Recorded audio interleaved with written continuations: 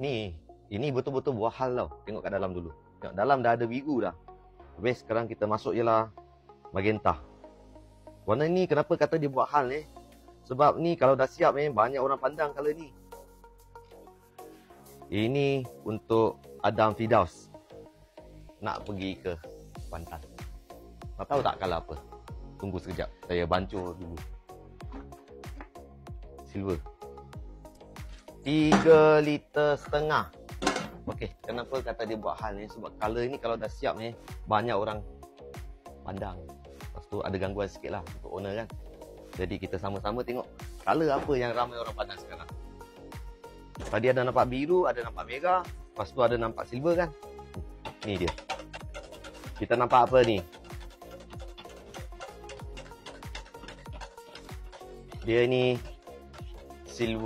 silver purple. Nampak tak? Lawa kan? Untuk warna ni harga dia ialah RM75 sahajalah untuk seliter.